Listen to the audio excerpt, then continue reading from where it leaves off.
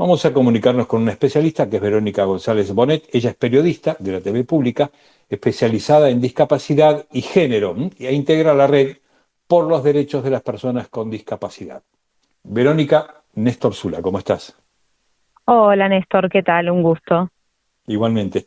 Bueno, Verónica, esto que decíamos, ¿no? Un tema que debería estar fuera de agenda, o si está en agenda, es discutir cómo los ayudamos mejor, no si los ayudamos o no a las personas con discapacidad.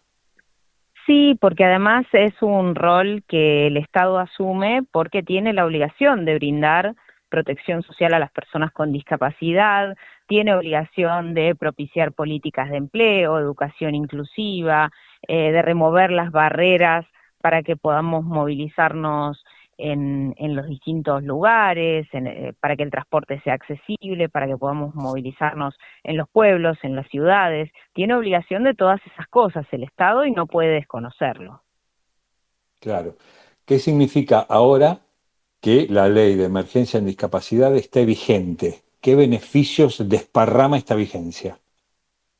Mira, significa que van a interrumpirse las auditorías, significa que las personas a quienes se les suspendió la pensión no contributiva se les va a restituir, que se van a actualizar los aranceles de los y las profesionales que prestan servicio a personas con discapacidad, significa también que se van a actualizar los montos que destina el Estado para las personas que trabajan en talleres protegidos de producción. Vos sabés que los talleres protegidos de producción son emprendimientos pequeños en los que trabajan personas sobre todo con discapacidad intelectual y psicosocial. ¿Y por qué trabajan en Mm, estos espacios segregados? Porque el mercado laboral resulta expulsivo. claro. Eh, en Discriminato, ningún además trabajo, discrimina, ¿no? Discrimina. El mercado claro, laboral claro, discrimina. en Discrimina ningún por trabajo edad, nos espera. por sexo, por Exacto. capacidades o discapacidades. Discrimina por donde lo busques. Claro, y no nos está esperando con los brazos abiertos, incluso a quienes somos más privilegiados y tenemos posibilidad de formarnos y de acceder al empleo, todos los días estamos pagando derecho de piso, porque hay una presunción de incapacidad. Claro, claro, claro, claro, absolutamente. Ahora, todas estas personas que vemos que están en la puerta de la Agencia Nacional de Discapacidad, que además está en el centro de la tormenta, en el ojo, en el centro de la polémica, en el ojo de la tormenta.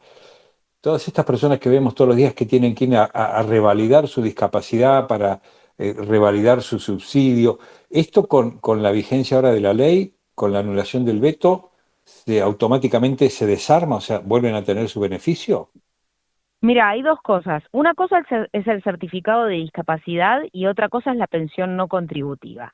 El A certificado ver. de discapacidad lo que da acceso es a prestaciones a cobertura de salud, a apoyos para las escuelas, para quienes estudian en escuelas comunes y de repente necesitan docentes de apoyo, acompañantes terapéuticos. A eso te da acceso el certificado de discapacidad. Los certificados de discapacidad tienen un tiempo de vigencia y después hay que renovarlos. Eso es una cosa. Ahora, las personas Ajá. que cobran pensión no contributiva no necesariamente tienen certificado de discapacidad, ¿sí? Porque lo que hay que Ujú, presentar es un certificado médico obligatorio para sacar la ujú. pensión no contributiva. Entonces, quienes tienen la pensión no contributiva, a partir de la sanción de la ley de emergencia en discapacidad, sí, la van a seguir cobrando. Igual esta ley, el Poder Ejecutivo la tiene que promulgar, ¿no? Pero no la puede volver a vetar, Eh, ¿o sí? no, no, claro que no. No, La tiene que no. promulgar y además tiene que destinar presupuesto. ¿Y qué Así que vamos a plazos ver cómo tiene? sigue, porque viste que yo desconozco el tema de los plazos, pero también hay que ver si cumplen la amenaza de judicializar. Viste que varias veces han Sí, dicho que iban a judicializar. pero Esperemos yo que he no, porque escuchado bueno, a expertos, abogados, sí, constitucionalistas y demás, que dicen que no son temas judiciables. no, claro que no, no, y además ya se expresó en ese sentido, se expresaron las dos cámaras, pero bueno, Claro, sabemos que la independencia de poderes está sí. complicada. Flojita, floja de papeles. Sí, floja de papeles, muy. Ahora, este, ¿Está obligado también el gobierno ahora a ampliar el presupuesto? Vos decís a asignar partidas. ¿Eso significa Hay que, ampliar o asignar las que ya estaban asignadas? no, la ley insume menos del 1% del PBI. PBI, eh, pero bueno, hay que asignar ese presupuesto, porque el presupuesto para la Agencia de Discapacidad se redujo significativamente, despidieron A a ver, trabajadores. ampliame ese punto, ampliame Sí, la reducción.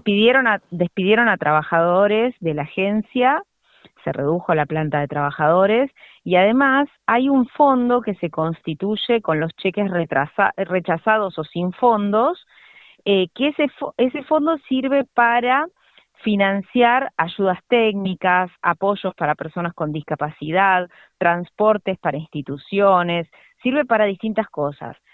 Durante todos estos años se armaban una serie de programas para que las personas o instituciones presenten proyectos. Este año fueron muy acotadas las bases para esos proyectos y según sé, no se están entregando muchos porque lo que hacen es observar todo para ir dilatando el expedirse en relación a los proyectos que presenta la gente. Ahora, ¿la pensión por discapacidad está atada a los porcentajes de aumento de las jubilaciones? O sea, ¿está igual de congelada? Sí, sí, es el 70% de una jubilación mínima. Bien. Y cuando la presidencia vetó, perdón, el aumento del 7% a los jubilados, ¿también le vetó el aumento del 7% a las personas con discapacidad? Y claro, sí, porque si no aumenta la jubilación, aumenta la pensión. Claro. Esa pensión se obtiene con certificado de discapacidad, que es lo que No, tienen que... con certificado médico obligatorio y Sí, además hay que justificar la situación de vulnerabilidad. Ahora, claro. fíjate que hay muchas personas que dicen en nuestro país no hubo guerras, ¿por qué hay tantas personas cobrando pensión no contributiva? Vamos Sí. a hacer un poquito de historia. A ver. En el 2003 había alrededor de 77.000 pensiones no contributivas. Esto era porque tenían un sistema de alta por baja. Entonces, para que una persona reciba la pensión, había que dar de baja alguna por fallecimiento, porque la persona conseguía un trabajo o porque contraía matrimonio. Entonces era complejo porque uno no podía acceder al derecho de protección social de esa Ujú. manera, era bastante restrictivo. Néstor Kirchner modificó esto y además se fue modificando a lo largo de los años porque en 2008 se ratificó la Convención sobre los Derechos de las Personas con Discapacidad, que creó obligaciones al Estado y una de ellas es la de brindar protección social. Entonces, por ejemplo, si ahora una persona que recibe la pensión se casa, no le Ujú. quitan la pensión. ¿Por qué? Claro. Porque se reconoce la autonomía de la persona Y y no claro, se piensa que la pareja tiene que mantener a la por persona. supuesto. Porque imagínate, si esa pareja es un violento, ¿cómo sale Claro, esa mujer de ese círculo de violencia? claro. Sí, sí, que se convierte en una esclava económica. Exactamente, exactamente. Entonces, ahora todo esto está en cuestionamiento y además te voy a decir otra cosa. Hay más de 5 millones de personas con discapacidad. De esas más de 5 millones de personas con discapacidad, Sí, 1.200.000 cobran pensiones no contributivas. Si pensamos sí. que según la OIT, entre un 80 y un 85% de personas con discapacidad no tiene Sí. trabajo, ¿no son pocas las pensiones que se otorgan? Y poquísimas. No es nada. O sea que hay 4 millones de Pero personas bueno, que se las arreglan por su cuenta sin pedir esta pensión, ¿no? claro, porque está bien que quienes trabajamos y tenemos sueldos que nos permiten vivir, no la Mm, cobremos, pero lo cierto es claro, que eso pasa a unos pocos privilegiados. claro, claro. Que además me imagino que esas personas deben tener una actitud solidaria, de decir, bueno, no la necesito, que se la den a otro, No, claro, lógicamente. ¿cierto? Me valgo por mí mismo, me puedo ganar mi dinero sin ayuda del Estado. Bueno, que Claro, se lo den a alguien que lo necesite, que esté con menos capacidades de trabajar que yo. menos capacidad de trabajar o que no haya tenido suerte en la búsqueda de empleo frente a un mercado Claro. tan complejo, ¿no? Como Sí, sí, digo hablábamos que pueda antes. tener una afectación física más limitante, ¿no? A Ujú, eso me refería, ¿no? ujú. Porque hay Sí, distintos sí, grados, sí, ¿no es cierto? sí. Ahora, no, a ver, ¿cómo decirlo? No se cierra el debate, porque este debate me parece que hay que cerrarlo, ¿no? Hay que recomponer el subsidio y listo. Y dejar de debatir, y lo que yo proponía es debatir cómo los ayudamos mejor, ¿no? Sí, y también debatir cómo la sociedad ve a las personas con discapacidad, porque si vos Claro, veías la cobertura en los medios, éramos los pobrecitos, dependientes, los chicos, y la verdad es que las personas con discapacidad tenemos la misma evolución que el resto de los seres humanos. En una época claro, somos chicos, después somos jóvenes, después somos adultos, y el tema de la dependencia, incluso necesitando apoyos, una persona puede necesitar apoyos para levantarse de la cama, para asearse, para claro, preparar sus alimentos, para movilizarse, para muchas cosas. claro. Eso no restringe la autonomía, porque las personas con discapacidad igual Mm, tomamos decisiones y muchas claro, personas trabajan y incluso trabajan con apoyos, ¿no? Hay personas con claro, movilidad reducida que por ahí no pueden mover sus manos y necesitan apoyos para teclear o necesitan apoyo, no sé, para que alguien los acompañe cuando necesitan ir al baño, necesitan apoyo para claro. distintas cosas, pero eso no restringe la autonomía y me parece que todavía la sociedad nos ve como incapaces. Y ahí me O sea que parece que hay que nos falta trabajar, educación de integración. sí, y hay que trabajar mucho desde los medios de comunicación para cambiar esa mirada, ¿no? Bien, muy bien, muy bien. ¿Y cómo cambiamos, cómo se cambia esa mirada? Bueno, justamente dando espacios para hablar de estos temas, capacitándonos para abordar correctamente la temática, me parece que va por ahí. Bien, bien.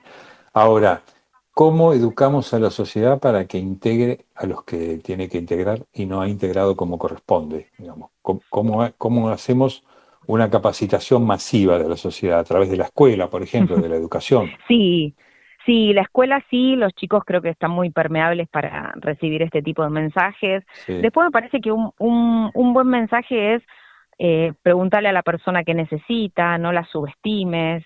Es pensar también en no joderle la vida al otro, hablando mal y pronto, ¿no? claro. Porque si vos dejás Ahora, el auto estacionado en una rampa con la excusa de que en 5 minutos vuelvo, bueno, por ahí, justo ahí pasa una persona usuaria de silla de ruedas que no puede desplazarse. claro. No, digo, como yo recuerdo que en la escuela éramos crueles con los que tenían alguna diferencia. Nos Ujú. burlábamos Sí, del que tenía algún problema. Éramos sí. crueles, muy crueles. Sí, por suerte ahora se modificó un poco Ah, bueno, eso, mejor. creo. Eh, Me Está parece que se ha cambiado, está modificado. modificado eso. Ujú. Digo, modificado, se ha logrado modificar a través de la educación. Y yo creo que sí, Mm, yo creo que sí, que estamos un poquito mejor en ese sentido. perfecto. Bueno, eso es una buena noticia. Bueno, Verónica González Bonet, periodista especializada en discapacidad y género, integrante de la Red por los Derechos de las Personas con Discapacidad, periodista de la TV Pública. Muchísimas gracias. Buen fin de semana. Gracias a vos, un abrazo grande. Muchas gracias. Muchas gracias.